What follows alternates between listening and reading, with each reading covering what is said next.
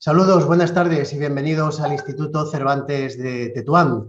Estamos, como no, en nuestras actividades culturales en línea, combinando alguna que otra actividad presencial y otra que todavía tenemos en línea, suficientes y todavía es mucha en línea. Esperemos que poco a poco vayamos reduciendo o al menos haciéndola híbridas, tanto presenciales como en línea. En este caso, estamos en un día muy especial porque tenemos un invitado también muy especial con nosotros y que estamos encantados de que hoy nos acompañe. Josep Lluís Mateo Dieste, que es antropólogo, y te saludo. ¿Qué tal, Josep? ¿Cómo estás? Pues muy bien, muchas gracias, Francisco, encantado de estar aquí y bueno, y os agradezco mucho la invitación y un honor participar en esta biblioteca que he visitado tantas veces en mis viajes por Marruecos. La verdad es que el honor es de verdad para nosotros que nos acompañes hoy en esta celebración que, como decimos, son 30 años de vida de la creación del Instituto Cervantes, 30 años creando hispanistas. Y con una conferencia que hoy queremos presentar también en estos 30 años, los 30 libros que, a vista del antropólogo, de nuestro invitado, Josep Lluís Mateo, que son fundamentales para comprender las relaciones entre España y Marruecos. 30 lecturas, bibliografía imprescindible para entender la historia compartida entre ambos países. También la visión que cada uno tenemos del otro, ¿no? A lo largo de los siglos, especialmente a lo largo del siglo XX. Yo que pertenezco a una sociedad, la sociedad del Estrecho, el círculo del Estrecho, ¿no?, en el que confluyen realidades transfronterizas muy importantes, en las que se juntan culturas como la británica, la española y la marroquí, pues desde luego la percepción del otro es algo importantísimo a tener en cuenta y sin duda opera en el día a día, ¿no?, de nuestra relación transfronteriza y sobre todo, digamos, y esto seguro que tú lo has estudiado, cuál es esa percepción más allá del transfronterizo, los que viven fuera de este ámbito, ¿no? Si me permites, te voy a presentar porque tu trayectoria es impresionante y puede servir de ejemplo para muchos jóvenes estudiantes que se interesen por la sociología, por la antropología y que sin duda alguna al leerte se inspiren en tus trabajos.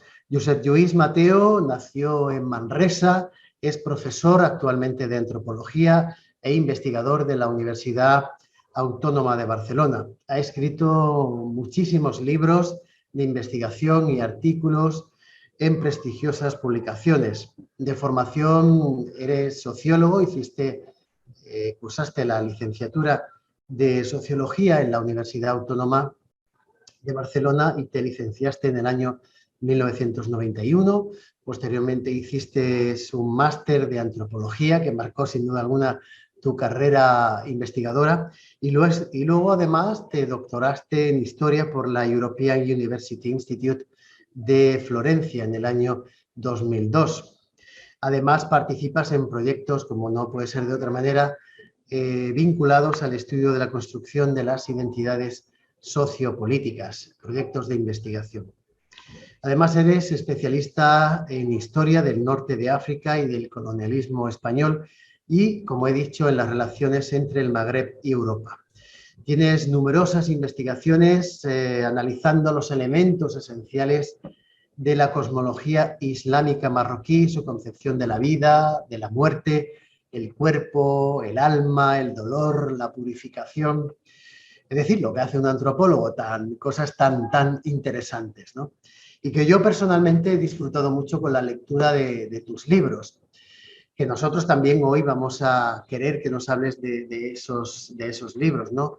Te hemos pedido que nos presente en esta conferencia 30 libros, 30 lecturas, a tu juicio, que son irrenunciables para seguir entendiendo este proceso en las relaciones hispano-marroquíes que siempre en algunas ocasiones también pasa con el ámbito británico, ¿no? Están marcadas por la tensión política entre ambos estados y que muchas veces los que vivimos a ambos lados de la verja pues no entendemos muy bien, ¿no? Porque nos llevamos muy bien a pesar de que en los ámbitos políticos se empeñen en distanciarnos, ¿no? Entonces viene muy bien que hoy tengamos tu intervención para comprender mejor y que aquellos que están teniendo responsabilidades políticas pues te escuchen y sepan que más allá de lo puntual, aquí hay una historia de muchos siglos de entendimiento y de compartir, ¿no? Y por tanto siempre hay que apostar por el diálogo porque luego la gente en el día a día es mucho más sabia y podemos sacar muchas conclusiones positivas de la gente, sobre todo de la gente que vive alrededor de la frontera. Tenemos además, mira, La Hermandad Hispano-Marroquí. Este es un libro, yo te digo, he disfrutado mucho con tus libros y con este especialmente, pero no quiero dejar de ver este otro, Moros Vienen, que para mí ha sido fundamental. Historia y política de un estereotipo me parece de verdad fundamental para alguien que se quiere acercar a las relaciones hispano-marroquíes. Y luego a Almudena Quintana, a nuestra bibliotecaria, a quien le agradezco también la preparación de todo este evento, le ha encantado este tuyo, que es el de Salud y Ritual en Marruecos, concepciones del cuerpo y prácticas de curación. A mí también me ha encantado, pero la verdad, el que más me ha marcado ha sido el de Moros Vienen. Pero bueno, como digo, aparte de tus libros, son infinitos los artículos de investigación actualizados que todo el que quiera acercarse a saber algo sobre Marruecos tiene que beber de las fuentes de nuestro invitado, de Josep Lluís Mateo. Bueno, yo creo que la gente quiere escucharte a ti, Josep. Así que, sin más dilación, nos encantarías, nos encanta que nos hables de esos 30 libros y también en dos de los elegidos se centran especialmente y temporalmente en el protectorado español en Marruecos, como La Hermandad Hispano-Marroquí, a mi querido Abdelaziz de Tu Conchita, que es otro libro fantástico, del cual seguramente nos vas a hablar, y de Salud y Ritual en Marruecos, que es del año 2010, ¿no? En fin, que aquí, y seguramente, y las preguntas que vendrán luego, pues tendremos la oportunidad de que nos digas en qué estás trabajando ahora, pero eso vamos a dejarlo para el futuro. De verdad, un millón de gracias por acompañarnos, te admiramos y queremos escucharte. Cuando quieras, gracias por acompañarnos, Josep. Muy bien, pues gracias Francisco por tus bonitas palabras y la bienvenida. Y bueno, no puedo dejar de agradecer al Instituto Cervantes su invitación y a Francisco por darme esta oportunidad. También quería agradecer a Almudena Quintana, que desde la biblioteca pues, ha ido moviendo toda esta actividad y también por la relación de todos estos años de ir pasando por la biblioteca y saludar a los amigos de Tetuán, ¿no? Y del mismo modo, pues lanzo un saludo a los asistentes, a las personas que nos están viendo, lectores, lectoras de la biblioteca y amigos que seguro que me consta que están por allí, amigos que he conocido en este viaje, ¿no? Porque para mí, si algo hay interesante de lo que les voy a hablar, es lo que uno aprende viajando y conociendo a gente. Y los libros nos dan una dimensión importantísima y de hecho voy a hablar de libros, ¿no? Pero el libro es la consecuencia de las relaciones sociales de las que les voy a hablar. Entonces, sin estas relaciones, sin esta amistad, estos contactos cotidianos, no se podrían haber generado estas obras, ¿no? Entonces, vaya por adelantado este saludo a los colegas, ¿no? Luego quería hacer una pequeña aclaración porque para mí no ha sido tan fácil preparar esta conferencia, lo tengo que confesar. Es de las que más me han costado porque tenía que hacer cuadrar lo del número mágico que hay en el Islam, lo de la magia de los números, cuadrar las 30 recomendaciones. No, vaya por delante el aviso de que no es, o sea, me habéis pedido realmente libros que sean ineludibles. Yo he hecho una selección bastante personal.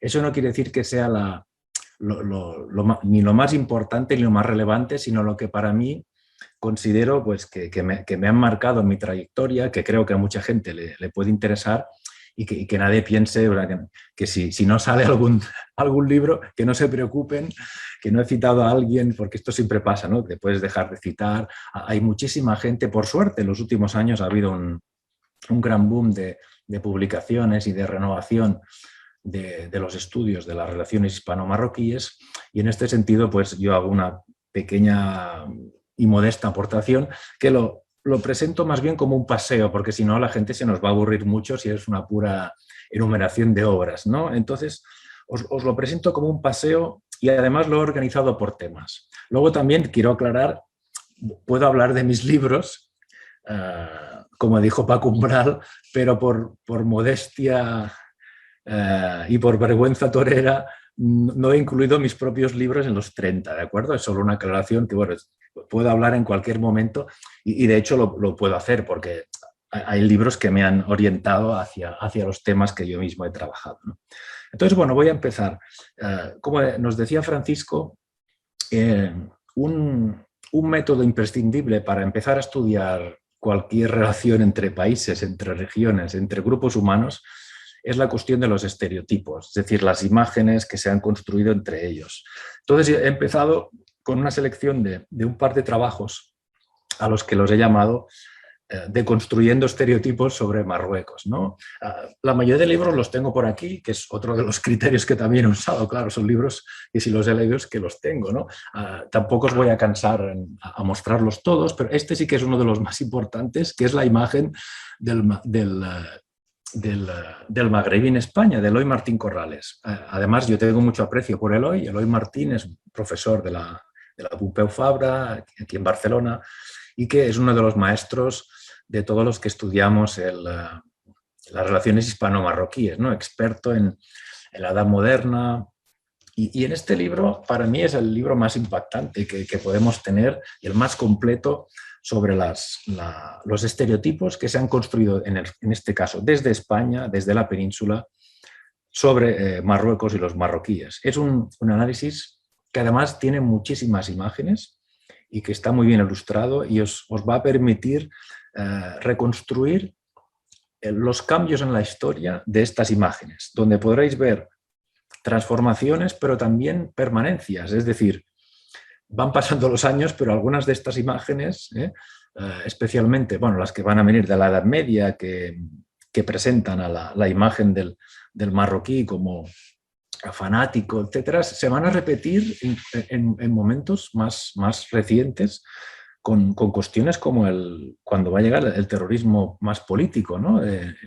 Que van a venir imágenes del pasado que se van a reproducir. Pero lo interesante de este tipo de libros, y el que yo, ahí sí que puedo hablar de mi libro, del Moros Vienen, que este tipo de trabajos me inspiraron mucho para mostrar también los cambios, las transformaciones. Y estas imágenes de la imagen del otro van pasando históricamente, primero por una visión más teológica y luego, cuando llegan las teorías de las razas, ¿no? Desde el 18, 19 hasta el colonialismo, pero finalmente van a venir también nuevas formas de legitimar este estereotipo que van a ser de tipo culturalista, que en fin no lo puedo desarrollar aquí porque no me voy a parar con cada libro tanto, ¿no? En definitiva, es un libro imprescindible para conocer lo que podríamos llamar maurofobias, es decir, la construcción del odio hacia lo moro en España, pero también sus maurofilias. También hay formas de idealización del otro de las cuales surgirá la ocasión de hablar, como el propio Al-Ándalus, ¿no? El Al-Ándalus va a ser un momento imprescindible en esta historia, que también va a ser idealizado desde el lado marroquí. Luego, más adelante, os voy a hablar también de la importancia de estudiar los estereotipos desde el otro lado. Yo también lo he hecho, es muy importante estudiar pues, también qué estereotipos se han construido desde Marruecos sobre España. El segundo libro, que no lo tengo a mano, pero que colaboré a revisarlo, es el de Manuela Marín, Manuela Marín es, bueno, es una persona increíble, es una de las grandes arabistas que tenemos del CSIC, y es un libro que se llama Testigos coloniales, españoles en Marruecos, 1860-1956. Manuela Marín, ella es especialista en Al-Ándalus y las mujeres en Al-Ándalus, pero también ha trabajado mucho el papel de las viajeras, de mujeres viajeras, ¿eh? Y ahí entramos también en una dimensión de género que iré tratando a lo largo de mi conferencia, pero este libro básicamente para mí es la compilación de testigos contemporáneos del siglo XIX y XX más completa que nadie ha hecho. Es decir, que se ha leído a todos los viajeros, africanistas, periodistas, todo el que pasó por Marruecos entre el XIX y el XX. Manuela se ha leído a todos ellos y los presenta de una manera súper sistemática, y nos presenta de nuevo cómo reaparecen estos estereotipos, la crueldad, el fanatismo, pero también la atracción por lo oriental. Y es fascinante leer las partes en que analiza una costumbre que se ha mantenido en el tiempo, que es el gusto de los españoles por disfrazarse de moro. Aquello de venir el otro es como una especie de fantasma, ¿no? De la cercanía del otro, y vestirse. Y esto ya venía desde tiempos de Antonio Alarcón y otros de estos viajeros que cuando regresan a España aparecen por España pues vestidos con ropajes norteafricanos, ¿no? Y esta identificación con el otro también me parece muy significativa. O sea, al mismo tiempo que se construyen como imágenes negativas, hay un atractivo por devenir el otro, y que creo que es una cuestión que se va a repetir en determinados momentos, y que también aparecen descripciones de los paisajes. La mayoría de viajeros quedan fascinados por las similitudes de Marruecos con España. La gente llega esperando desiertos y se encuentra con paisajes que les son familiares, ¿no? Y creo que esta familiaridad también forma parte de esta larga historia, de estos contactos que estoy aquí analizando, ¿no? Bien, visto los estereotipos, un poco una orientación a estereotipos, quería hablar de cómo eran estas relaciones en tiempos precoloniales y en tiempos, sobre todo, lo que he llamado aquí, tiempos en un mundo con otras fronteras. Antes Francisco nos hablaba del peso importante de las fronteras, de las paradojas que comportan las fronteras en diferentes puntos. Las relaciones hispano-marroquíes están caracterizadas por estas fronteras, pero es muy importante tener en cuenta que no han sido siempre las mismas fronteras a lo largo de la historia. Y antes del surgimiento de los estados-nación y de los pasaportes y tal, el mundo tal como lo hacemos ahora, había otro tipo existían fronteras, pero eran de otro tipo. Entonces, el siguiente libro es un libro escrito por Lucy Ben-Nassar y Bartolomé Ben-Nassar, que se llama Los cristianos de Alá, la fascinante historia de los renegados. Hay varios libros de este estilo, pero lo elegí porque me parece un aspecto muy desafiante, ¿no? El lugar que ocupan personas que en esta época moderna en este caso se convierten al Islam huyendo de las galeras o por circunstancias determinadas, que experimentan un cambio de identidad. Y era un mundo en que estos cambios de identidad tenían lugar de manera seguramente mucho más frecuente que en la actualidad. Incluso, María Mercedes García Arenal estudió el caso de lo que llaman los Beldillín, un grupo de judíos en Fez que se convirtieron al Islam. Es decir, había unos cambios de religión y otro tipo de fronteras que no son las que conocemos hoy en día, donde las fronteras tenían cierta porosidad y permeabilidad, ¿no?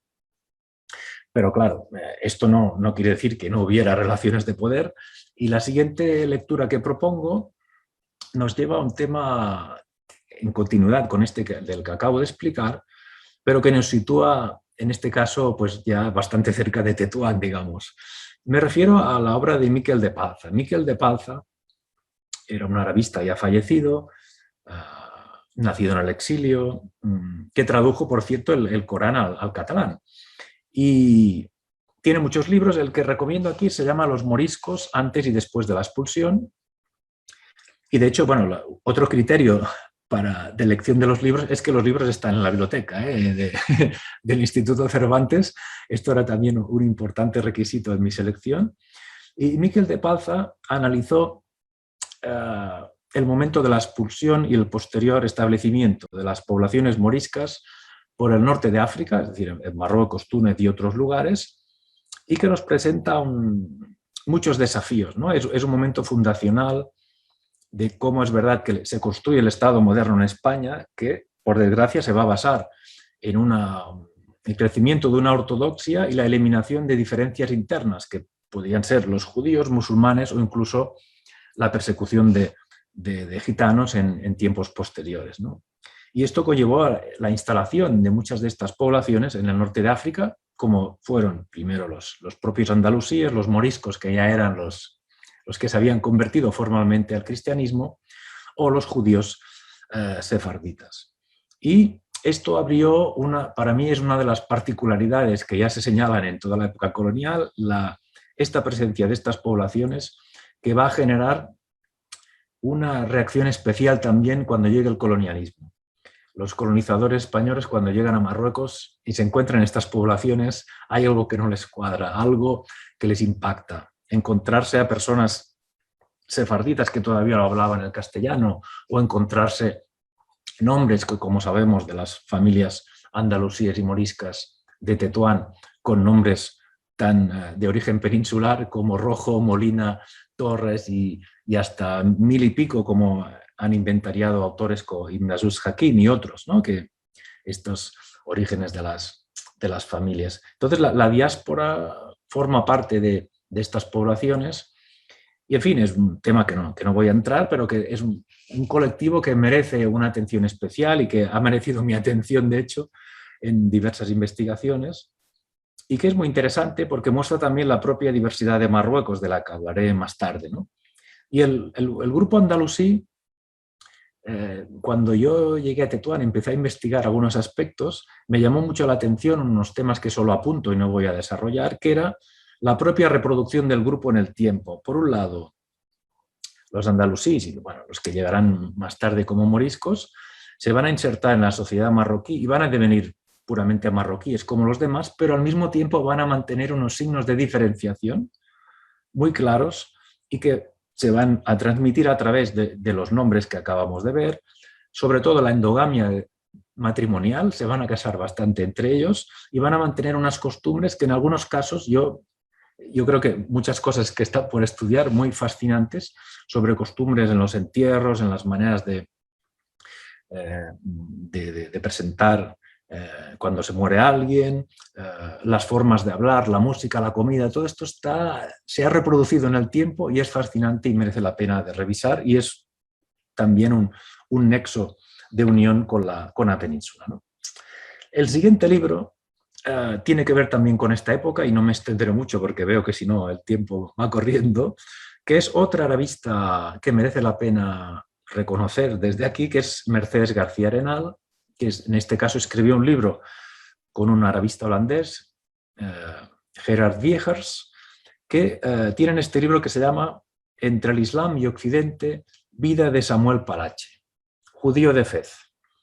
Este libro, la verdad que es fascinante porque habla de la vida de este judío llamado Samuel Palache, o Palache, nacido en Fez, de origen sefardí, que será un agente comercial y diplomático del sultán Moulay Zidane en los Países Bajos. Y esta persona va a circular por toda Europa desde Fez hacia Madrid, Ámsterdam, Lisboa, luego también va a ir a Estambul, y va a tener un personaje que va a mostrar este carácter poroso que antes les mencionaba de las fronteras, y cómo en esa época ahora parece que todo se ha inventado, ¿no? Con la globalización y que la gente viaja mucho. Hay gente en épocas del pasado que se movían de un modo increíble y cómo fijaban alianzas en diferentes lugares. Y de hecho, bueno, este personaje también cofundó la comunidad sefardí de Ámsterdam y en fin, es un libro que es muy fascinante para ver este mundo previo a los estados modernos nación, ¿no? Y esto, ahora que he empezado a hablar de viajeros, me gustaría hablar de viajeros, que son los que nos dan pistas de los descubrimientos de la otredad. He seleccionado un par. Uno de los más famosos es el famoso Ali Bey, ¿no?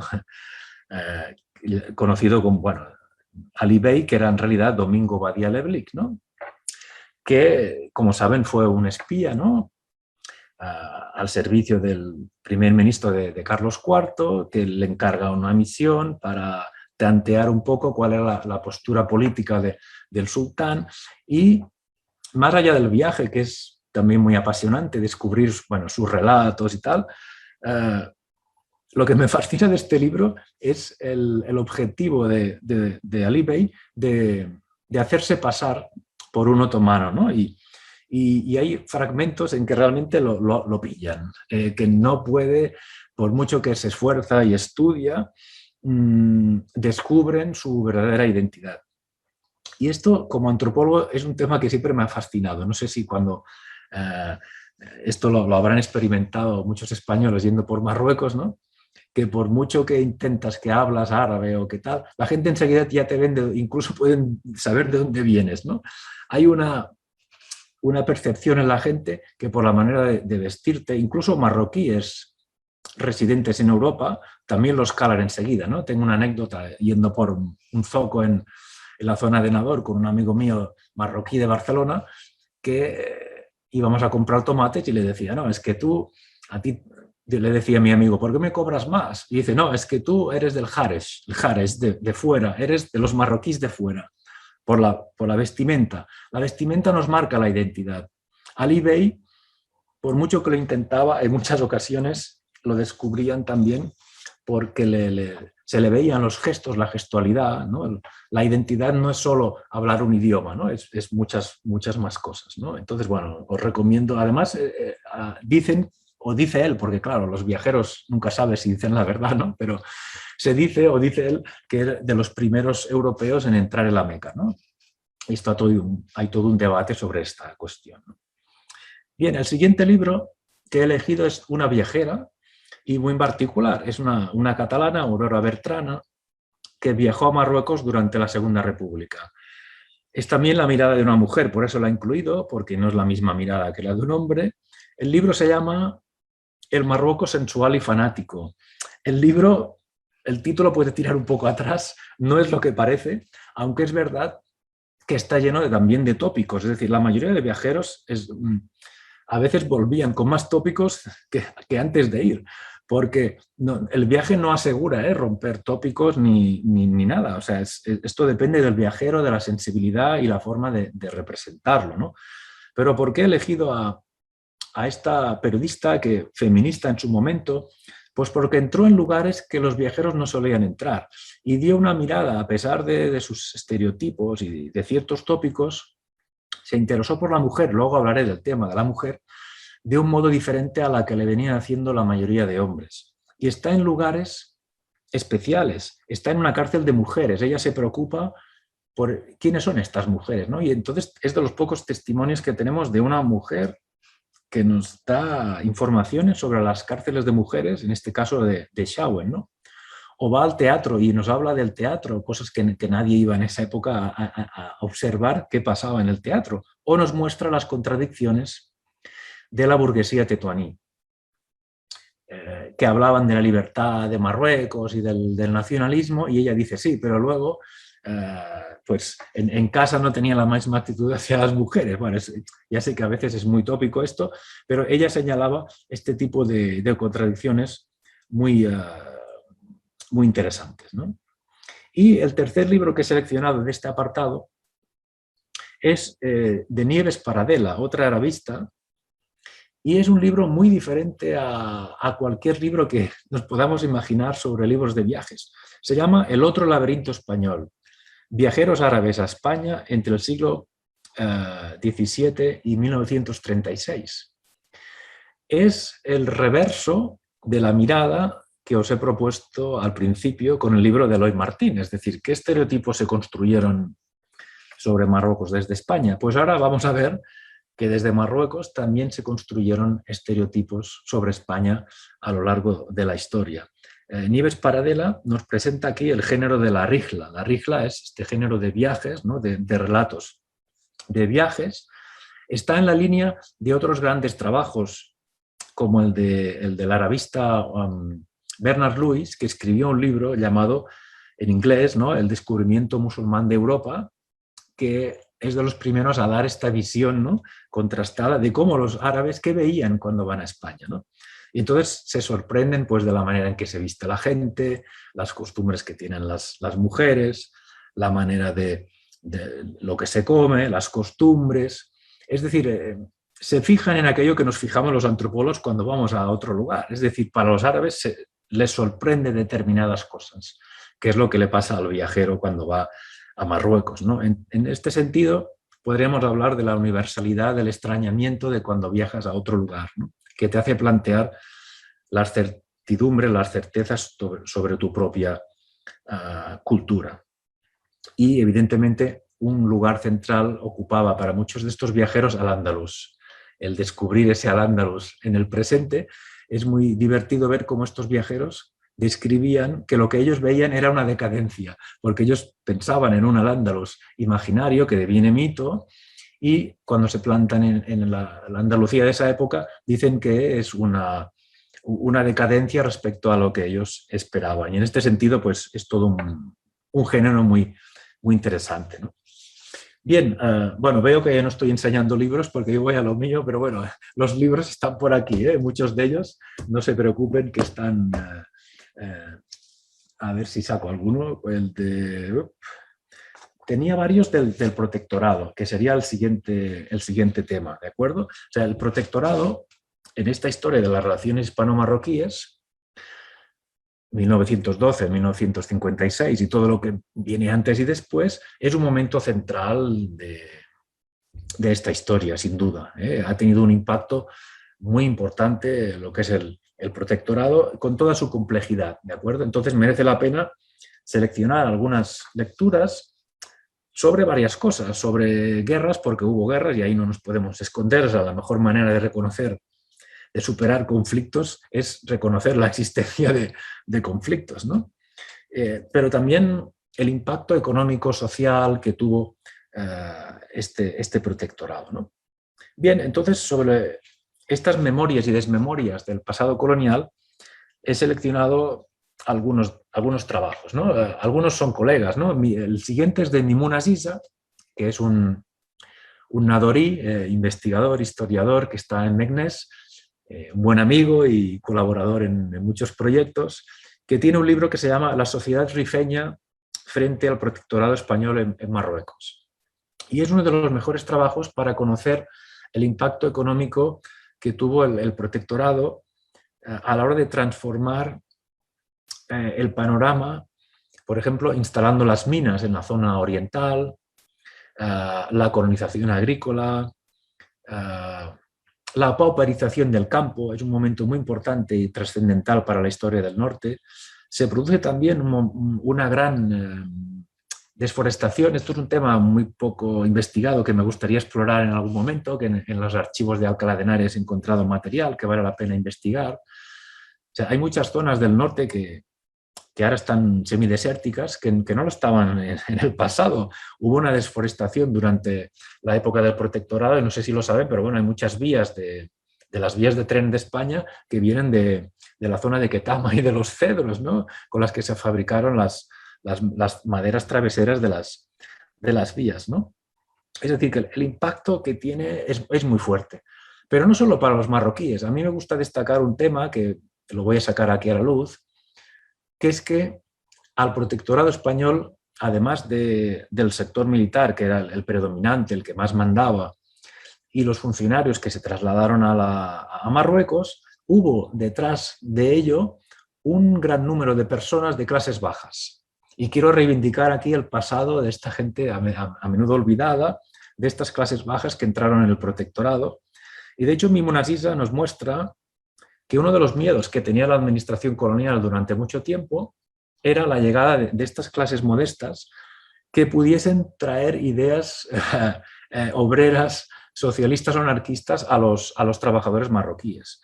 Y de hecho siempre hemos pensado, ¿no?, que había el control de marroquíes hacia España. Pues no hay que olvidar que hubo un control de españoles hacia Marruecos para evitar esta difusión de ideas. Y Mimona lo trata, este control también de fronteras, que trabajos recientes también han investigado sobre el tema de la prostitución, ¿no? De cómo una tesis fantástica, que aquí no lo he incluido, pero es un libro que acaba de salir hace poco, que es que había, en los años 40, había 3.000 prostitutas en Tetuán y la mayoría venían de la península, ¿no? Y todo esto estaba muy, muy regulado. Es decir, que hay un impacto muy fuerte en la sociedad, ¿no? Bien, luego he seleccionado 2 libros, que casi no me voy a detener mucho porque si no se me va a ir el tiempo. 2 libros para quien le interese descubrir un poco el tema del conflicto armado durante aquellos años, ¿no? He seleccionado uno para la zona del Rif y otro para la zona de Jbala, que es donde hay los conflictos armados más fuertes, ¿no? El primero es un trabajo de Richard Pennell, que es un historiador británico, que se llama La guerra del Rif, Abdelkrim el-Hatabi y su estado rifeño. Allí se presenta la historia de la resistencia rifeña y este proyecto tan particular en la historia y en la historia colonial, que solo hay parangón con algunos colegas italianos que en los que estaba hablando en alguna zona de Libia, donde solo en Libia se crea una especie de paraestado como el de Abdelkrim el-Hatabi. Abdelkrim creó una república que María Rosa de Madariaga también ha estudiado muy bien, ¿no? Y ahí vemos este proyecto político muy, muy interesante, ¿no? de resistencia, de cómo Abdelkrim unificó a las tribus porque él veía que las costumbres tribales dividían y entonces él creó esta especie de paraestado para centralizar la autoridad.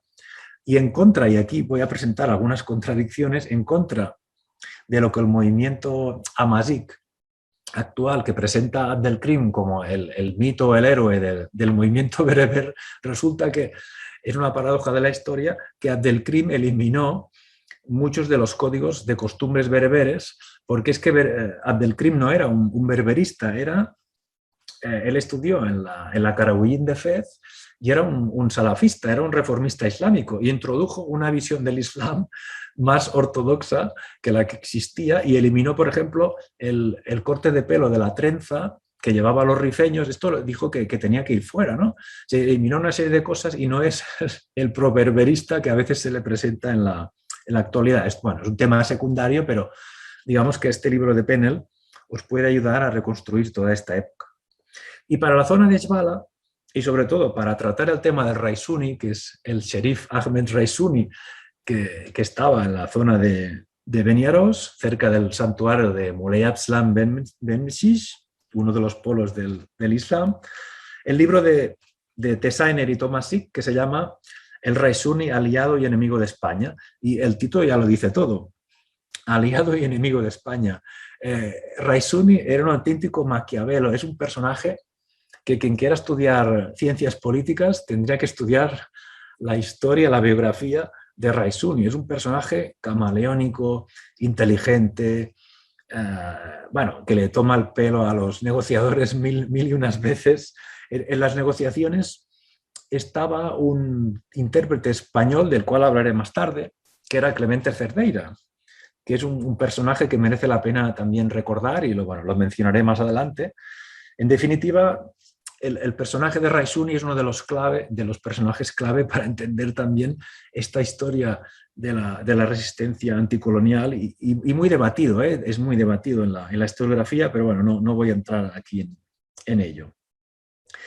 Bien, los siguientes libros que he seleccionado es que, ahora hemos hablado de batallas, de movimientos políticos, anticoloniales, de conflictos, pero ¿cómo se vivía esto en la parte de abajo de la sociedad? Esto antes con Francisco le insistía, pero como antropólogo también mi preocupación siempre ha sido, además de estudiar las élites, recuperar la historia olvidada de personas olvidadas, ¿no?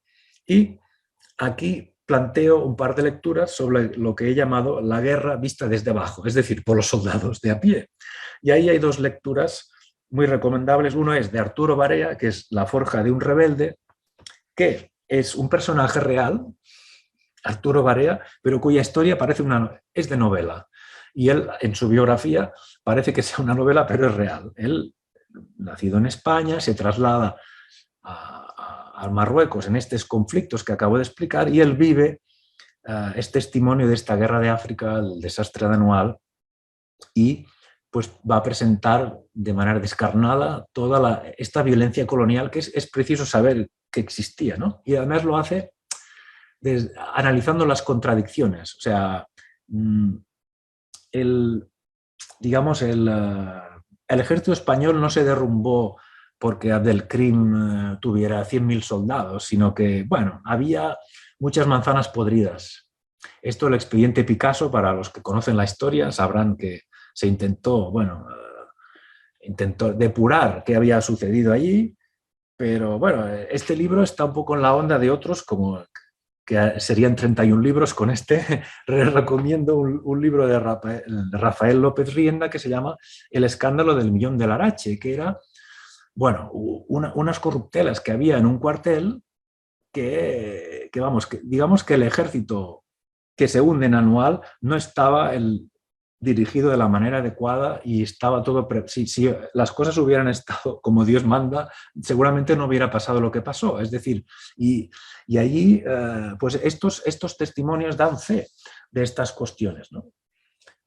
El siguiente libro es de Ramón J. Sender, el famoso escritor, que tiene un libro que se llama Imán.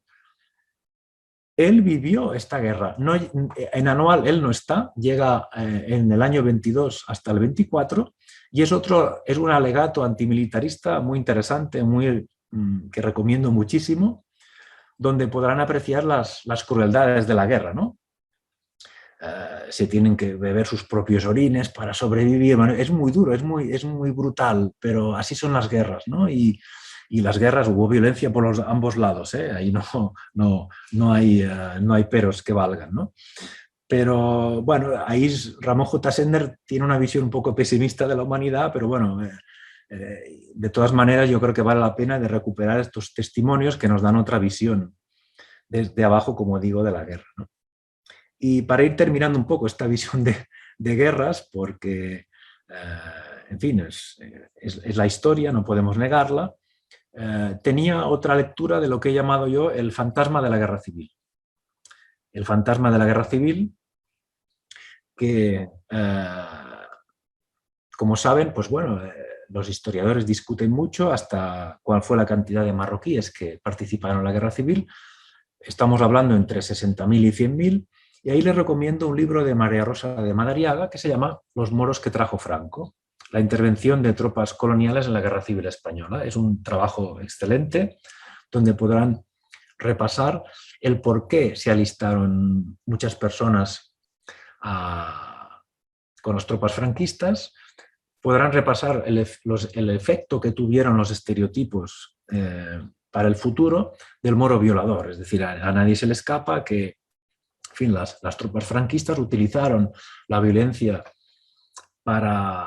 como arma de guerra, y esto la verdad es que tuvo un impacto muy fuerte en el imaginario español. Y esto, bueno, lo recoge muy bien el libro, pero también muestra las contradicciones de esta recluta. Es decir, la recluta de marroquíes se produjo en un año de sequía y entre clases bajas de nuevo. Y ahí sí que yo creo que merece la pena destacar que es que los que mueren en la Guerra Civil Española no son los hijos de esta burguesía que en algunos momentos determinados se alía al protectorado, sino que son campesinos, y las gentes de las clases bajas son los que van a morir en España en esta guerra, tristemente, ¿no? Entonces, bueno, el libro recoge aspectos muy interesantes de esta historia olvidada y que también merece un homenaje, pues todos estos rifeños que bueno, aunque hayáis todo este lado oscuro de las violaciones, también una gran parte de ellos fueron también víctimas del propio conflicto, ¿no? Y bien, nos vamos a otro tipo de materiales. Después de ver literatura de tipo histórico, estoy recomendando algunas novelas, como están viendo, y me gustaría ahora recomendar una que también tiene el escenario del protectorado, y es la obra de Mohamed Chukri. Mohamed Chukri, como saben, es uno de los grandes escritores por excelencia de Marruecos, Y la obra de Shukri, podía haber seleccionado muchas, pero bueno, he seleccionado el Pan a secas, que bueno, había una versión que se tradujo como el pan desnudo, y que la propia historia de Shukri es la historia de este protectorado, ¿no? Él vivió las miserias de este protectorado como miembro de una familia rifeña. Su padre desertó como soldado en el año 45 y huyó a Tánger. Entonces Shukri vive este desplazamiento a Tánger y también a Tetuán, vive en Tetuán, pero es una tragedia. Es decir, él sufre la violencia de su padre, huye de casa y deviene lo que podríamos decir un avant la lettre, un niño de la calle, es decir, lo que ahora llamamos un niño de la calle, ¿no? Él vive en la calle y vive las tragedias de la calle, un mundo amenazado por drogas, prostitución, es decir, nos muestra un Marruecos descarnado que existía, es decir, por detrás de ese Marruecos más orientalista, donde es verdad que en la posguerra, en esos años, pues había orquestas y había cierta estabilidad que contrasta con la península, también existía este mundo de los bajos fondos, este mundo trágico, violento, que nos describe Shukri, y nos los describe no porque se lo inventa, sino porque lo ha vivido en sus propias carnes, ¿no? Entonces yo creo que es un libro duro, pero que merece la pena rescatar, ¿no? Y además, a pesar de que él, bueno, es conocido que estaba siempre en los bares de Tánger, ¿no? Él vivió una situación también, si se me apura, de cierto, bueno, progreso, ¿no? Porque a pesar de ser este niño de la calle y que siempre vivió en este mundo marginal, se alfabetizó, aprendió, estudió la primaria en Larache con 21 años y, bueno, se codeó con estos grandes escritores de Tánger y, en fin, ya ha devenido un personaje de referencia, ¿no?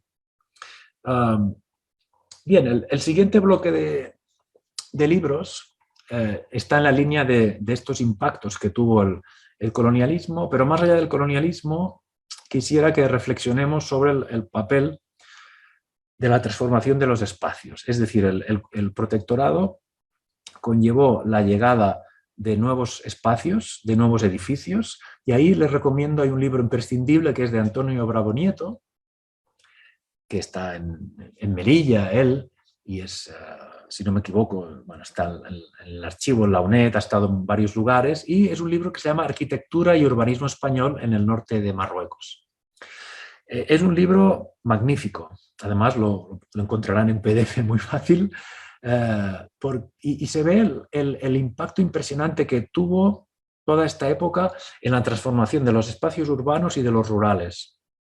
La construcción de los ensanches al lado de las medinas antiguas, en el caso de Tetuán, de Larache y, si me apuran, del propio Chauen y otras, ¿no? Pero, y ahí me permito hacer una observación respecto a la comparativa con el colonialismo francés. El colonialismo francés, ahora no vamos a ponernos aquí a comparar qué es lo que fue peor, si una cosa otra o tal, pero lo que está claro es que el colonialismo francés con las medinas, en las medinas antiguas construía lo que llamábamos un cordón sanitario para separar la parte moderna de la antigua. Y en la zona española esto no sucedió, aunque se construyen los ensanches, pero no hay esta separación de tantos metros y sí que existió entre clases bajas, sobre todo, también entre clases altas, pero sobre todo una coexistencia en estos barrios, tanto de la Medina Antigua como en el barrio Málaga, del que hablaré luego, ¿no? de Tetuán, barrios donde van a convivir estas clases populares. Que, por cierto, bueno, hablando de estereotipos, si en el lado español hay la palabra moro para designar al marroquí, en el lado marroquí hay muchas de estas, es lo que he ido descubriendo estos años y es muy también, bueno, interesante de descubrir, ¿no? En la época colonial se gestó una palabra que es la palabra borca. Borca quiere decir de bu, el tío que, o la persona que lleva los arca, los pedazos en los pantalones, o los pantalones apedazados. Y era un término que se refería a los españoles pobres que iban con los pantalones apedazados en la zona esta, ¿no?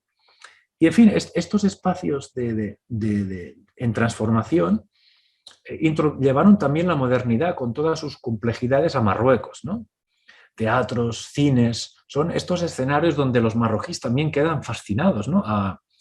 El Ouazzani, que es un nacionalista marroquí, Tuhamil Ouazzani, que por cierto es el primero que tradujo al árabe el Quijote, un nacionalista y reformista, también miembro de cofradías en Tetuán. Él estaba fascinado por el cine, ¿no? Y de hecho es el que en los años 40 se las tuvo con el bajá de la ciudad y dijo, no, que mi esposa tiene que entrar en el cine, y se creó todo un debate por si las mujeres tenían que entrar o no en el cine. Esto lo analicé en un artículo mío muy interesante sobre cómo hubo un debate a favor y en contra de esto, ¿no? Es decir, en esos años Marruecos se está transformando, se está sometiendo, está entrando en una serie de debates que pueden ser muy similares a los que tenían lugar en la propia península, ¿no? Y el otro libro es de Alejandro Muchada, y aquí le hago también un homenaje a Alejandro, a quien conocí mientras preparaban el proyecto de exposición que se presentó en el Instituto Cervantes. Era Tetuán, Desafío Moderno, 1912-2012, Alfonso de Sierra Ochoa y la cuestión de la vivienda, que es una exposición que se hizo en el Cervantes sobre esta transformación espacial en los barrios de la ciudad. Y yo conocí a Alejandro cuando estaban haciendo unas entrevistas en la azotea del Hotel Panorama, que yo estaba por ahí aquellos días, y Alejandro le estaba haciendo una entrevista a un señor que había vivido en el barrio Málaga. Y esto me parece que es una metáfora fantástica de esta historia que estamos explicando. El señor, y es una entrevista que la pueden recuperar en online, es un señor español y le explica a Alejandro y le dice, yo soy nos españoli y nos maghrebi, soy mitad marroquí, mitad español. Esto hay muchísima gente que tiene esta identidad, pero sentida, no es para figurar ni nada. Es decir, hay gente que ha aprendido el árabe, que ha vivido en Marruecos y que son esta expresión de lo que les hablaré más tarde, ¿no? ¿Son dos mundos o es un mundo? Esta es la pregunta, ¿no? Para estas personas podríamos hablar de dos mundos, pero en realidad es un mundo. Y yo creo que en realidad todos vivimos en un mundo. Lo que pasa es que lo social parece que crea diversos mundos, ¿no? En definitiva, bueno, el libro de la exposición de Alejandro Muchada es interesante para que conozcan también los proyectos, ¿no?, que hubo de transformación del espacio, ¿no? Y ya que estábamos en lo cotidiano, muy importante tener una visión de la historia, no solo como están viendo, estoy defendiendo una visión de la historia desde abajo, y qué mejor que algunos testimonios de lo cotidiano o personajes fronterizos, ¿no? Entonces aquí tengo dos libros. Uno es de un tetuaní de origen español, Ignacio Alcaraz Cánovas. La familia Alcaraz estuvo muchos años en Tetuán. Es un libro de memorias que se llama Entre España y Marruecos, testimonio de una época. A mí me gustó mucho, era una visión muy modesta de la historia, pero que te da muchísimas pinceladas, muchas ideas de lo que es esta historia vivida, de cómo una persona vive la historia, los cambios. Su padre, el padre de Ignacio, fue asesinado durante la represión franquista. Y hay un capítulo que me llamó mucho la atención y que quiero reivindicar porque hay muchos temas por descubrir todavía en Tetuán. Por ejemplo, no sé si lo sabían, pero es fascinante ver que cuando saco este tema mucha gente lo desconoce, y eso quiere decir que hay muchos temas por estudiar todavía, ¿no? No sé si lo sabían, y bueno, luego lo podemos discutir, ¿no? Al final, a las afueras de Tetuán, durante los primeros meses de la Guerra Civil, hubo un campo de prisioneros, un campo de concentración. Hay un libro publicado en Huelva sobre esto. Estaba en dirección Ben Harrish y se llamaba el campo del Mogote, y ahí se fusiló a muchísima gente. Y bueno, yo he ido rescatando, entrevistando a gente a veces. Hay testimonios que explican que iban a mirad, el cuartel que tenéis aquí en el Instituto Cervantes, bajando por el Instituto Cervantes de Tetuán, sales por la puerta, abajo hay los antiguos cuarteles Arcaina, allí me dicen algunos testimonios orales que los republicanos llevaban la comida para que la llevaran a sus familiares a este campo que estaba a las afueras de Tetuán. Este tipo de cositas salen en el libro y bueno, merece la pena también homenajear este pasado olvidado, ¿no? Y el siguiente libro es este personaje que os decía, de Clemente Cerdeira, que está escrito por un colega marroquí que, bueno, como ven, no me quiero olvidar de los grandes historiadores e investigadores marroquíes que forman parte también de esta historia compartida, ¿no? Él es Murat Sarrouk, que es un gran traductor, creo que está en Tánger, y hizo este trabajo sobre Clemente Cerdeira. Y yo recuerdo que a Murat le había conocido en el archivo de Alcalá de Henares. Y ahí nos habíamos encontrado. Esto ha sucedido con mucha gente, ¿no? Que te encuentras en los archivos y luego coincides. Y entonces ya estaba interesado por Clemente Cerdeira, ¿no? Y luego dije, carambas, estabas investigando esto. Y cuando en el 2017 publicó un libro sobre Clemente Cerdeira, este intérprete, que era el intérprete de la Alta Comisaría en las negociaciones con Raisuni y que durante la Guerra Civil pudo hacer un giro en la historia que no se produjo. Él también era republicano, se huyó en Tánger y se refugió en Tánger, y desde allí los republicanos, es un fenómeno muy poco conocido, intentaron hacer una revuelta de tribus que fracasó a través de Clemente Cerdeira. Clemente Cerdeira, como conocía a los jefes de las tribus de Yebala, se intentó una especie de sublevación que fracasó porque ni se lo creyeron ni le dieron los medios. Y bueno, lo que me interesa es remarcar que este personaje, Cerdeira, hablaba perfectamente el Darija, había vivido en Marruecos muchos años y era imposible distinguir si era español o marroquí. Este sí que no era como la Ali Bey, podía pasar completamente por español o por marroquí. Y en este sentido, pues bueno, otro personaje que merece la pena rescatar, ¿no? Bueno, vamos terminando con los últimos 10 libros.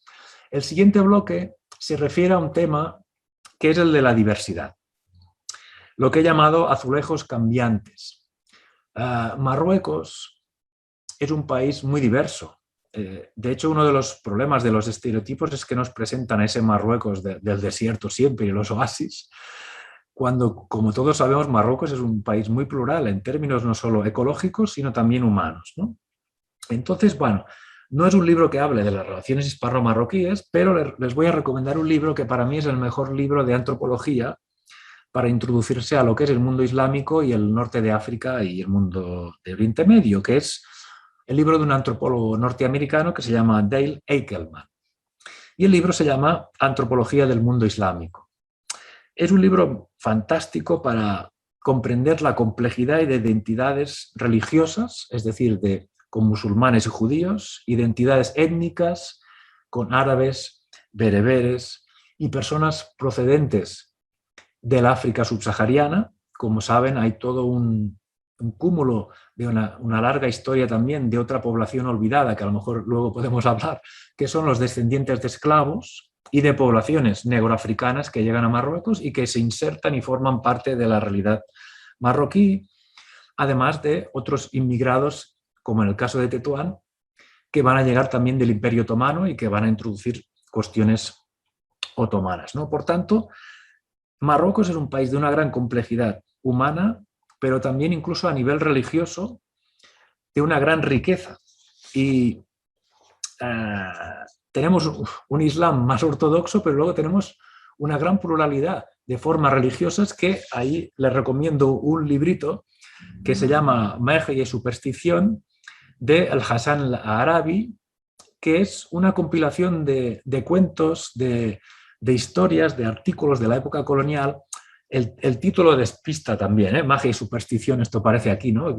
Porque superstición es una palabra que yo nunca utilizaré para designar expresiones religiosas de otra cultura, porque tiene connotaciones negativas, sino que son formas heterodoxas, a veces excluidas, y que en el caso de Marruecos son muy ricas. Y allí, bueno, es un libro que me encanta porque está llena de artículos antiguos, pero que hablan de estos temas, hablan de las cofradías, de los santuarios, de los yunún, de los mitos estos de Aisha Kandisha, que bueno, todos los marroquíes saben quién es Aisha Kandisha, ¿no? Esta jinnilla, este genio femenino que aparece. Es decir, que hay todo un submundo muy interesante que por desgracia el revival de la ortodoxia en los últimos años parece que ha hecho borrar, ¿no? Y hablando de antropólogos, pues bueno, no podía hacer este repaso sin hablar de Julio Caro Baroja. He incluido aquí un libro, que no es mi afán introducir aquí en ninguna discusión política, que es sobre el estudio saharianos. Para mí es la mejor monografía sobre la zona del Sáhara, digamos, antes del conflicto, evidentemente, ¿no? Es un libro que Caro Baroja escribe en los años 50, es Julio Caro Baroja, no confundir con el otro escritor, es uno de los mejores antropólogos que ha dado España y los propios saharauis tienen su libro, muchos, como el mejor libro que habla de los propios saharauis, ¿no? Y Caro Baroja además estuvo en el norte, no es solo que estuvo en el Sáhara y hizo esta excelente monografía, sino que tiene un libro que se llama Estudios Mogrebíes, que estuvo por la zona de Gomara, y mucho antes de que se pusiera de moda, es de los primeros a reivindicar la figura de Ibn Khaldun, el historiador de origen andalusí norteafricano, que como saben es algo que ahora la historiografía en general reivindica, el papel de Ibn Khaldun como un protohistoriador que da una visión muy particular. Pues Ibn Khaldun, en sus estudios mogrebíes, basa parte de su teoría en Ibn Khaldun y remarcar, por ejemplo, lo que él llama el carácter construido de la genealogía, del nasab. Y ahí, bueno, el mérito de Caro Baroja, ¿no? Y para terminar un poco esta parte de las variedades humanas, ¿no? Nos vamos de nuevo a una novela. Ángel Vázquez, La vida perra de Juanita Narboni. Aquí seguro que mucha gente ha leído este libro, es un libro triste, pero es un libro escrito en primera persona por un personaje. Y bueno, además, claro, estoy pensando en Francisco que conocerá el personaje, porque ella es hija de un inglés, creo, de Gibraltar, y hija de una andaluza, y a través de este monólogo, diálogo del personaje con su mundo que le rodea, vamos descubriendo esta pluralidad de mundos. Vamos viendo a la criada de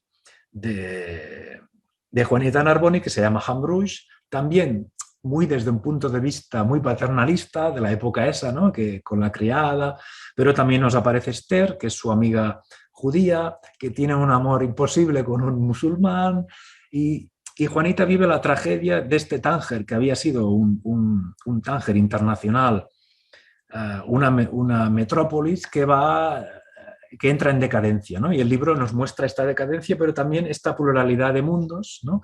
Como estos sefarditas que bueno, no he mencionado ninguna monografía específica, pero me gustaría remarcar también esta existencia sefardita, ¿no? Que he mencionado en algunos momentos y que también ha sufrido mucho porque estos sefarditas que están actualmente en Israel tienen una añoranza terrible por Marruecos y por Tetuán y es preciso también reivindicar esto, ¿no?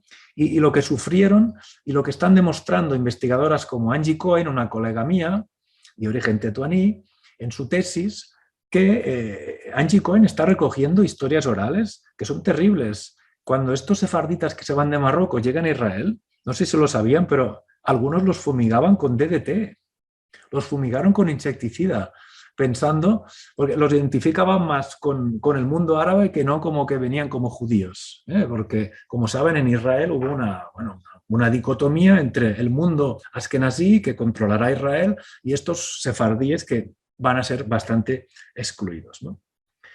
Bueno, penúltimo tema, y allá voy, tendré que hacer un sprint al final para entrar en los tiempos. He reservado un tema con bastantes monografías al tema de la mujer, el tema del género. ¿Por qué?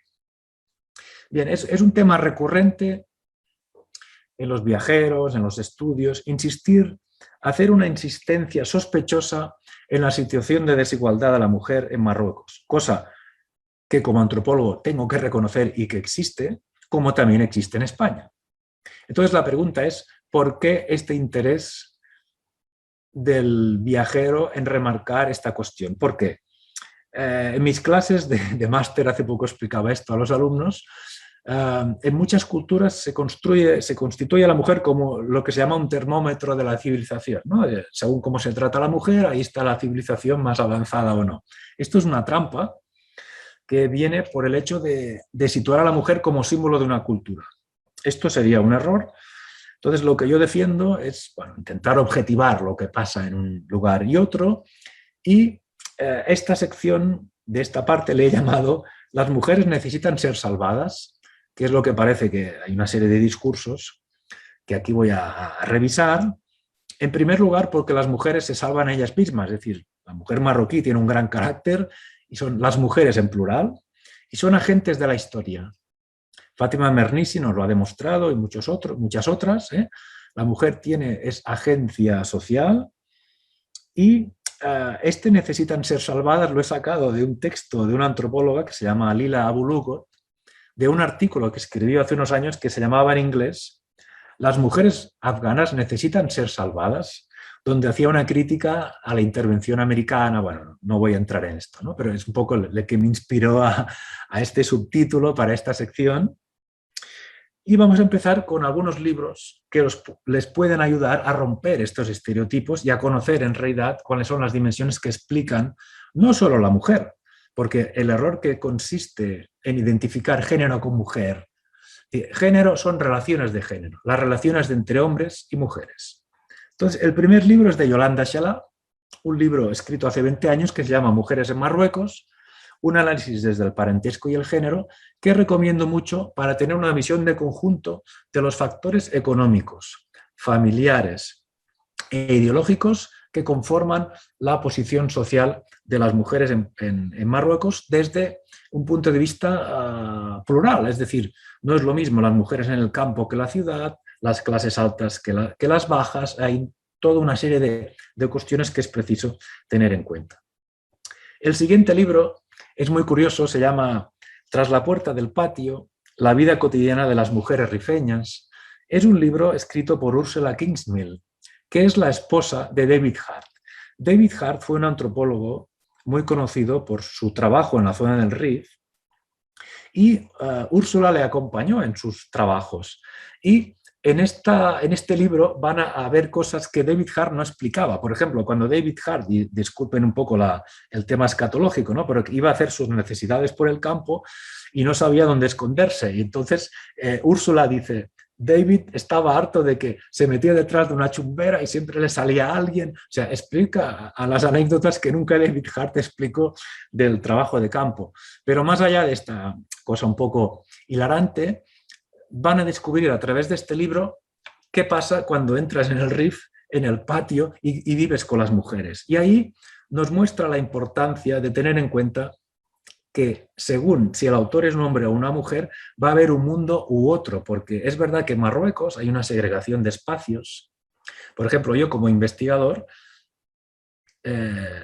sin poderlo evitar, me he visto más bien en el mundo de los hombres. Yo no puedo acceder al mundo de las mujeres. He entrevistado a mujeres, he convivido con ellas, he hablado con mujeres, pero no puedo entrar en el mundo de las mujeres, ¿de acuerdo? Entonces, en cualquier investigación sería imprescindible tener un equipo con hombres y mujeres, y aquí Ursula Kingsmill vio lo que David Hart no vio sobre las mujeres, ¿no? El siguiente libro de Fátima Mernissi, Sueños del umbral, quizás no merece extenderse mucho, es una obra maestra de Fátima Mernissi, es una especie de biografía suya en el Fez de la zona del protectorado francés, pero que a mí me ha servido mucho para descubrir cosas que estoy investigando sobre la esclavitud en Marruecos, porque allí nos muestra que la burguesía, por ejemplo, en algunos capítulos, nos muestra cómo la burguesía de Fez sí que acudía a los guenahuas para expulsarse sus demonios, etc., ¿no? Es decir, que a veces la burguesía no reconoce que acude a estos escenarios de heterodoxias, y ahí pues Fátima Mernissi nos descubre todo un mundo, y el mundo de las mujeres también desde dentro, ¿no? El último libro de este bloque que les recomiendo es un libro de Eva Rosander, que es una antropóloga sueca, que se llama Mujeres en la frontera, y es un libro que yo uso mucho para mis clases. De hecho, nos pasamos todo un curso leyendo este libro, alumnos de primero de antropología, Es un libro magnífico, habla de las mujeres de frontera que están entre Ceuta y el barrio de frontera de fuera de Ceuta. Y nos muestra también de nuevo las mujeres desde dentro, es decir, el mundo de las mujeres desde la única manera que es conviviendo con ellas, hablando con ellas, viendo lo que hacen, que es lo bueno del método antropológico, ¿no? No es solo hablar, sino ver, porque a veces lo que decimos no coincide con lo que hacemos, ¿no? Entonces es preciso observar lo que la gente hace, ¿no? Y, en fin, ahí muestra este libro aspectos como la brujería, el mal de ojo y los contrapoderes que tienen las mujeres, es decir, el horror que tienen los hombres a que les hagan magias o brujerías, es decir, el miedo de los hombres a estos contrapoderes de las mujeres. Bien, voy terminando porque corre el tiempo muy rápido. Había seleccionado 3 monografías para concluir sobre lo que podríamos llamar dónde estamos ahora en los mundos postcoloniales, un mundo caracterizado por la globalización y por las migraciones. El primero es un libro más bien para situar a los lectores en el panorama político del Marruecos actual y para reivindicar también el poder, la calidad de los antropólogos marroquíes. Se trata de Mohamed Tosi, es un gran intelectual y pensador sociólogo marroquí, y le recomiendo el libro Monarquía e Islam político en Marruecos, donde hace un análisis magnífico de cuál es la situación política en Marruecos, el Mahsen, su relación con la monarquía, los desafíos del Islam político. Es verdad que era más bien en los años 90 y esto se ha transformado bastante, pero ofrece un panorama magnífico de la complejidad política, de las formas de legitimación del poder en Marruecos. El siguiente libro aborda la cuestión de las migraciones. Es un libro de Bernabé López García, no podía dejar esta presentación de 30 libros sin que saliera Bernabé López, que es también un colega, amigo y un gran arabista y visitante también, y habitante, podríamos decir, en muchas épocas de Tánger, que escribió, codirigió con Mohamed Berrián, que se llama Atlas de la emigración marroquí en España. Es el libro imprescindible, que aunque ya tiene sus años, para conocer todo el panorama de las migraciones, de dónde procede la gente, o sea, con mapas detalladísimos de las zonas de origen y el destino, las zonas donde se van a insertar los migrantes, y analizando la migración en toda su complejidad, con la dimensión económica, de familia, de género, es decir, todo este mundo de la diáspora que ha hecho que esto haya cambiado completamente, donde ya tenemos desde los años 60 millones de marroquíes que están en Europa. Las fronteras de Marruecos ya son difíciles de delimitar. Vivimos en un mundo transnacional donde las visitas en verano, que también son un tema de estudio para antropólogos, qué es lo que sucede cuando los marroquíes vuelven en verano a casa, y todo este tipo de cuestiones que nos hacen que tengamos que hablar de un mundo, de un mundo, ya no de 2 mundos, sino de un mundo que está en conexión. Es que las anécdotas podrían ser por decenas, ¿no? Pero yo estoy aquí en Manresa ahora, ¿no? Y me bajo aquí por el barrio donde están los marroquíes, con mis amigos y tal, y tú entras allí en un cibercafé o entras en una tienda y ves a uno que está hablando con su madre y la saludas, hola, y estás en contacto con lo que pasa en Marruecos y se explican sus cosas. Es decir, ya han trascendido estas fronteras del pasado y estamos ante un nuevo mundo.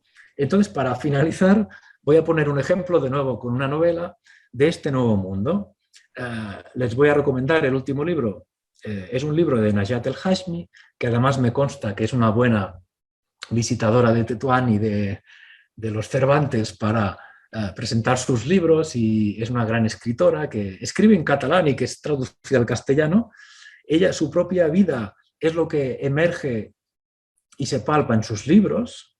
He seleccionado uno de entre los muchos, una que se llama La hija extranjera.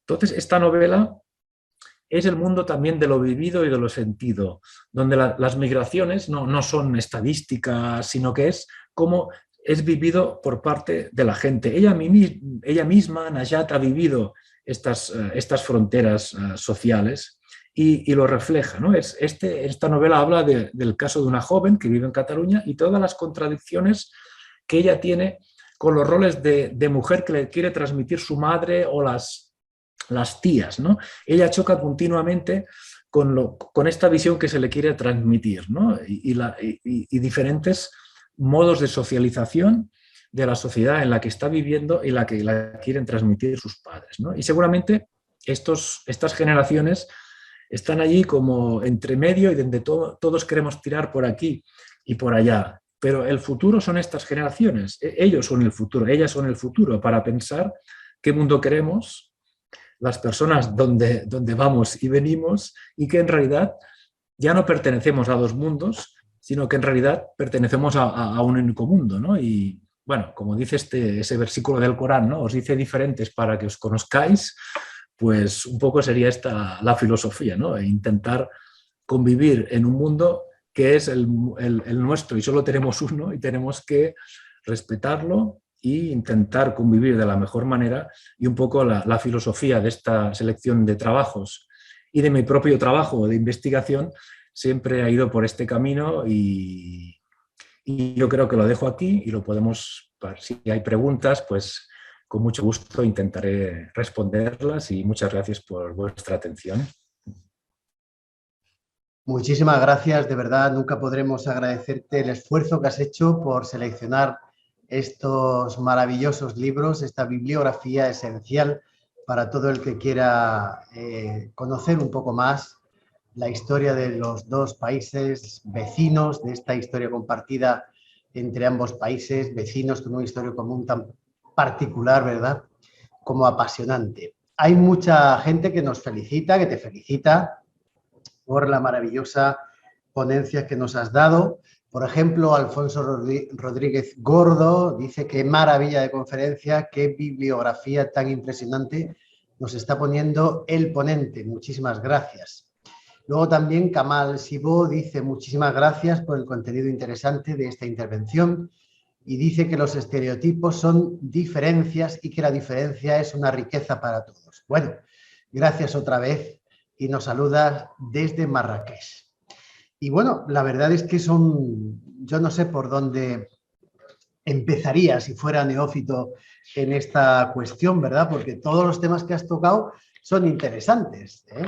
A mí me gustaría saber, en tu caso, si fue un libro lo que hizo que te interesaras por Marruecos y por toda la historia que hoy día ya has cultivado, ¿no? ¿Qué fue lo que te sedujo de este lado del estrecho?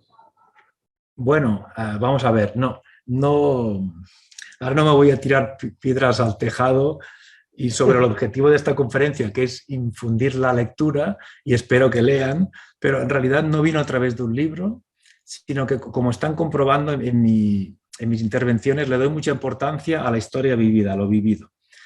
Surgió puramente de mis inquietudes respecto a lo que yo veía en mi barrio. Es decir, yo estoy aquí a un kilómetro de una zona donde se empezaron a instalar los primeros marroquíes en los años 70.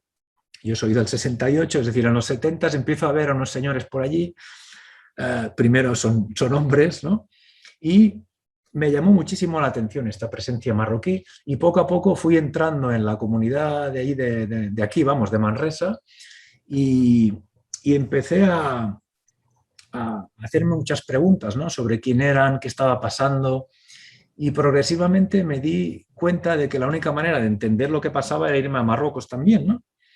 Y uno de los primeros libros sí que fue el de Eichelman, ¿eh?, aquel de la antropología. Es decir, ese libro me abrió muchísimas puertas para ver qué temas podía tocar, pero en realidad fue el contacto con personas, y de hecho, cuando he ido a Marruecos, primero no fue un viaje, sí que hice algún viaje típico turístico, ¿no?, pero siempre fue a través de personas, y esto es una cosa que recomiendo muchísimo, que a la gente, sí que claro que puedes ir por tu cuenta, pero que vaya, que descubran Marruecos a través de los marroquíes, porque si no, puede ser que vuelvan a Marruecos peor de lo que habían ido, transmitiendo más estereotipos todavía si ven un Marruecos tópico y turístico. Entonces, es muy importante ver esta visión interna.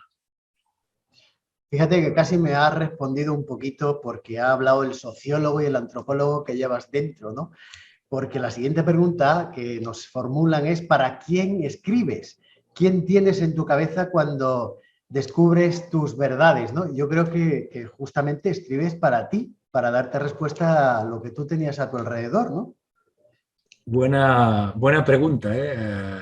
De vez en cuando me la hago, pero no tanto. O sea, me sorprende la pregunta, me desnuda un poco, pero creo que puedo responderla, ¿eh?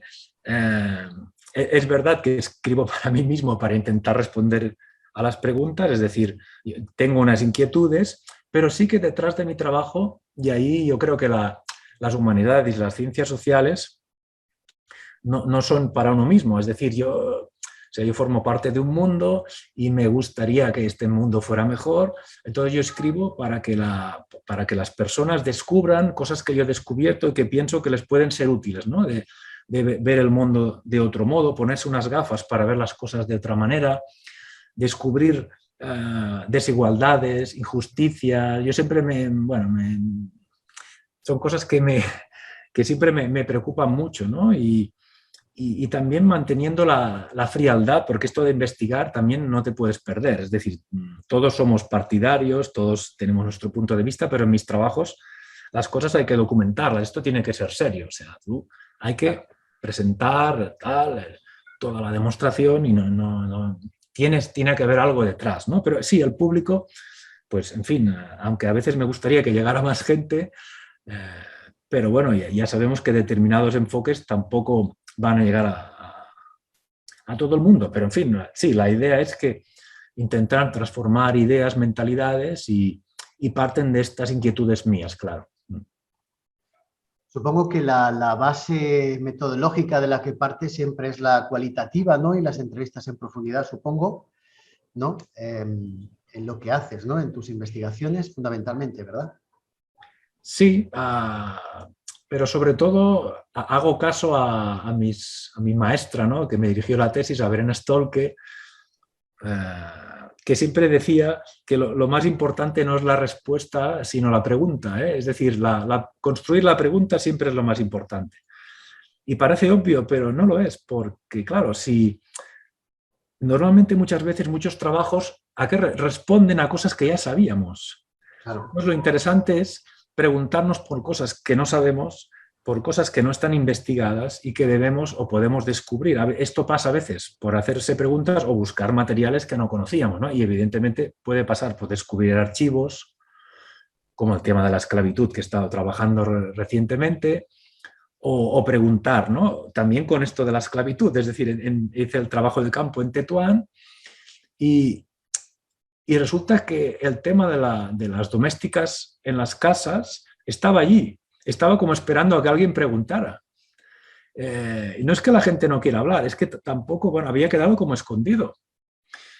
Pero a la que preguntas, la gente empieza a sacar el tema. Entonces es cuestión de encontrar el clic de qué temas puedes preguntar y de qué temas no se habla. Y al final la gente habla, ¿eh? Yo pensaba, la gente no querrá saber nada de esto. O me dirán que, uy, este tema es muy delicado. La sorpresa ha sido que se habla muchísimo de esto. Bien, perdona, pero hemos tenido Sí, una desconexión y no, ahora ha vuelto solo. Bueno, perfecto, perdón. muy bien. Bueno, en realidad un poquito ya nos has dado algunas pistas sobre las cosas que están todavía por investigar, pero yo creo que para que nos digas todo lo que está por investigar, tienes que venir aquí al Instituto Cervantes, a nuestra sala de conferencias y contarnos todo lo que falta por investigar. Bueno, tengo una pregunta también de otro de los seguidores que nos están viendo a través de Facebook que nos dice cuáles son los esfuerzos que crees que hace España para que los estereotipos desaparezcan o disminuyan, por lo menos. Sobre todo, ¿qué se hace en los medios de comunicación si de alguna manera se confirman estas imágenes estereotipadas a través de los medios? ¿Cuál es tu opinión en este sentido? Bien, yo por desgracia creo que no se trabaja lo suficiente, pero eso no quiere decir que no haya iniciativas. O sea, en los últimos años han surgido varios grupos de periodistas. Aquí en Cataluña los hay, también los hay hay una conexión de periodistas, ¿no? Que hacen un análisis del seguimiento de lo que se dice sobre el mundo árabe, sobre todo son traductores, tal. Si a alguien le interesa, puedo buscar, ahora no lo tengo de memoria, pero hay movimientos en este sentido, ¿no? Yo creo que habría que vigilar mucho más, y no pasa solo por censurar a veces cosas, ¿no? Que en vez de poner un nombre en un periódico ponen una EMI y con eso ya está solucionado. No, no, no, es que no se trata de esto, se trata de nuevo, de hablar de unos temas que a veces de los cuales no se habla, ¿no? Yo qué sé, cuando salió todo el tema de las violaciones a las mujeres que estaban en Huelva recogiendo la fruta, ¿no? Esto ha tardado en salir, ¿eh? O sea, hasta que estos temas no salen, pasa tiempo, ¿no? Hay denuncias, no... Pero bueno, yo diría que hay la cuestión de los estereotipos en la prensa, que sería un tema a trabajar, pero también habría que trabajar mucho en la escuela. Como saben, la escuela es uno de las instituciones básicas a la hora de socializar y transmitir valores. Yo creo que todavía se tendría que trabajar un poco más en la escuela y sin caer en cosas tópicas, o sea, incorporando de verdad, incluso repensando los manuales de historia en algunas ocasiones, ¿no? Pero bueno, a lo mejor es un problema también que esto tienen todos los países, ¿no? Porque esta semana, por ejemplo, hay el debate de lo de anual, porque en Marruecos se publica un sello que sale lo de anual, pero bueno, el tema de anual, España lo presenta como el desastre de anual, Marruecos lo presenta como la batalla de anual. O sea, esto siempre lo tendremos, las diferentes perspectivas, pero los estereotipos, yo creo que en la escuela habría que trabajarlo mucho más, la verdad. Y la prensa, pues hay iniciativas interesantes en este sentido. Y luego, bueno, las personas que nos relacionamos son los que... Les explico una anécdota. Un amigo mío marroquí aquí en Manresa iba por la calle, había un señor que nadie le paraba para ayudarle, un señor mayor. Este amigo marroquí le subió al coche al señor mayor, y el señor mayor le dice: es que esto está lleno de moros y tal. Y le dice, ¿y tú cómo te llamas? Dice: Mohamed. El señor se quedó desmontado, se le desmontó todo. ¿Por qué? Porque la única manera de aprender es descubrir con los hechos las cosas que pasan. Del mismo modo que a lo mejor a uno se va a encontrar con uno que es traficante, que también los hay, y se va a llevar una experiencia contraria. Pero lo que me refiero es que la mejor manera de combatir los estereotipos es con hechos también, y también con palabras, pero también con hechos. Sí, sí, también el estereotipado español, ¿no? Que se sufre aquí en Marruecos también, ¿no? Eso también es importante tenerlo en cuenta, y que también hay que incidir sobre todo esa imagen también, ¿no? Estereotipada, que también existe. Claro, incluso, bueno, la visión del turista, ¿no? Como, a lo mejor tú vas ahí que quieres descubrir otro Marruecos y no hay manera, ¿no? La gente no se escapa de que le quieran vender por la calle, de que enseguida, bueno, estos son formalismos muy, muy complejos. Por eso le recomiendo a la gente que vean este otro Marruecos, porque si vas por tu cuenta, enseguida te calan como turista, y bueno, ya sabemos que en lugares muy turísticos puede pasar, ¿no? Pero vamos, en zonas rurales no pasa tanto, ¿eh? Eso quiere decir que en las zonas donde están los listillos, ¿no? En las grandes ciudades, ¿no? Pero es verdad que esto también hay estereotipos, y hablando un poco más en serio, también históricamente hay toda esta visión de que desde el mundo islámico se ha construido una imagen de lo que se llama Occidente, que también es falsa. Es decir, del mismo modo que hablamos de un mundo islámico global, que no sería así, lo que se llama Al-Gharb, este Occidente, pues también es que ¿qué tendrá que ver un español con un sueco? Algunas cosas sí, pero otras no, ¿no? Y entonces los mismos estereotipos pueden ir de un lado a otro. Exacto. Bueno, ¿tú crees estamos más cerca de lo que creemos unos y otros o no? ¿Cómo lo ves? Uf, como es una pregunta general, voy a dar respuestas generales. A lo mejor habría que concretarlo, ¿no? No, ahora, bromas aparte. Yo creo que depende de los factores y de las clases y del quién, ¿no? Yo siempre pienso que yo tengo mucho más en común con muchos marroquíes que piensan como yo, que les gusta leer, que les gusta viajar, que les gusta desafiar muchas cosas, de pensar el pensamiento crítico. Yo tengo muchos amigos en Marruecos que piensan así. Entonces tengo mucho más en común con ellos que con mucha gente de aquí en Cataluña que a lo mejor piensa distinto, que son de otra clase social, y lo mismo diría de muchos marroquíes que forman parte de otros universos, ¿no? Entonces yo apuesto mucho por esta visión, esto sin negar que los condicionantes sociales están allí, ¿no? Es decir, no vamos a negar que hay una historia, que hay unas diferencias y que por suerte hay unas diferencias, es decir, y alguien lo ha comentado en el chat, ¿no? Que las diferencias no son malas, al contrario, es lo que caracteriza la diversidad humana, la humanidad es diversa, pero esto no debería significar desigualdad. Este es un poco el espíritu que defendemos los antropólogos. Diversidad no tiene que ser desigualdad. Al final siempre, ¿verdad? Bueno, pues somos las personas quienes hacemos este mundo y como tú has dicho antes, pues pertenecemos a un único mundo que está cambiando también y hoy día, pues como tú dices, nos podemos sentir identificados con personas que están muy alejadas físicamente, pero que sentimos muy cerca, ¿no? En fin. Bueno, yo creo, Josep, que lo que tenemos que hacer es ya cerrar tu próxima conferencia aquí con nosotros en Tetuán, físicamente, para que te tengamos cerca y podamos disfrutar en nuestra sala de conferencias de tu presencia, siempre que es un honor y un privilegio escucharte, conocerte y disfrutar de todo el conocimiento que nos aportas a todos.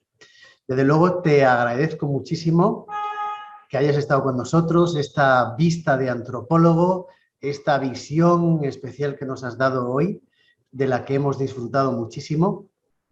Y te emplazo de verdad para que para la primavera, como muy tarde, estés aquí. Bueno, pues os lo agradezco mucho, podéis contar conmigo. Tengo unas ganas locas de venir a explicar todo esto y poder, por fin, porque las pantallas nos cansan, ¿no? Eso lo lamento mucho con nuestros queridos espectadores y espectadoras. Hubiera querido estar presente físicamente, pero bueno, no ha podido ser, pero esperemos que así pueda ser en el futuro y nada, os envío a todos y a todas un fuerte abrazo.